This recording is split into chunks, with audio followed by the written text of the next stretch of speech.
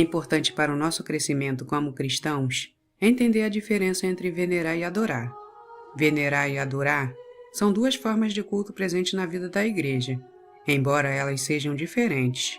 Muitos católicos fazem uma grande confusão entre as duas. A adoração é o culto que prestamos exclusivamente a Deus.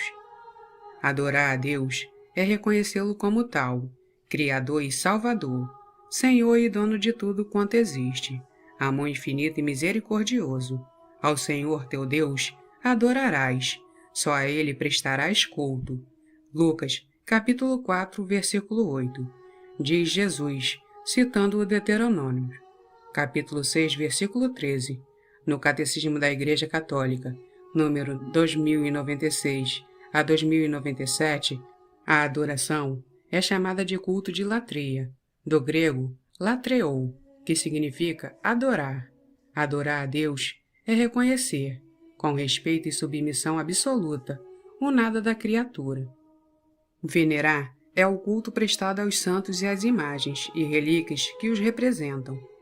Venerar significa honrar, é o chamado de culto de idolia, do grego douleu.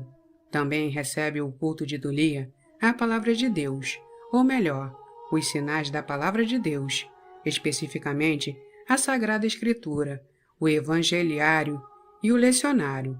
Esses últimos livros litúrgicos possuem partes da palavra de Deus, contida na Sagrada Escritura. Existe também o culto de hiperdolia, que é prestado a Nossa Senhora. A veneração, por sua vez, tem sentido quando se refere a honrar uma pessoa ou um objeto que nos remete a Deus. Claro que fora do âmbito religioso, existe a prática de venerar e honrar pessoas, lugares, entre outros. Porém, a veneração, enquanto culto cristão, não tem outro sentido senão valorizar algo, um sinal que nos remete a Deus e seu chamado de conversão a nós. A veneração é o culto, muitas vezes incompreendido pelos protestantes e evangélicos, e muitas vezes a falta de conhecimento e informação de alguns fiéis católicos, que em nada ajuda esses irmãos nesse sentido.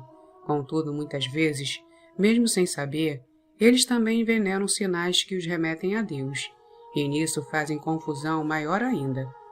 Confusão de culto.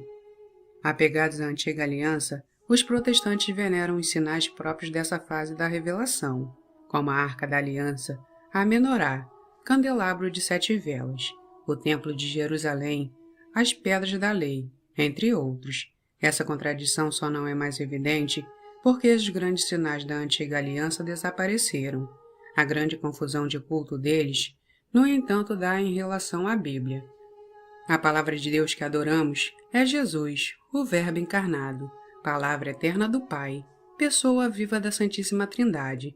A Sagrada Escritura é a expressão inspirada e infalível dessa mesma palavra, mas mesmo sendo assim, não deixa de ser um livro, que o leitor preste atenção neste sutil, mas importantíssima diferença.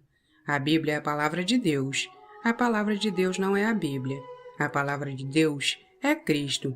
A Bíblia e seus conteúdos escritos, todos escritos em contextos históricos específicos, culturais, geográficos e sociais, entre outros, devem ser honrados por nós e venerados pelos cristãos. Confusão em relação aos santos e imagem. A palavra de Deus não pode se restringir a um livro, por mais sagrado que este seja. Essa confusão leva os protestantes a terem uma relação de adoração à Bíblia, o que faz desprezar outras fontes de revelação que Deus deixou para a sua igreja. Essa confusão é muito mais nociva à fé do que a confusão feita pelos fiéis católicos, com relação aos santos e às suas imagens. Isso porque os protestantes os fazem com uma questão de conceito, enquanto os fiéis católicos que fazem essa confusão fazem-na por ignorância. Fica evidente a importância de compreender a relação que devemos ter com as coisas santas. Devemos cultuá-las, porém da maneira correta. Que os erros não nos desanime de prestar o devido culto a esse tesouro que Deus deixa no meio dos homens, para que, olhando para eles e os venerando, possamos encontrar a face daquele que é o único, a quem nós adoramos.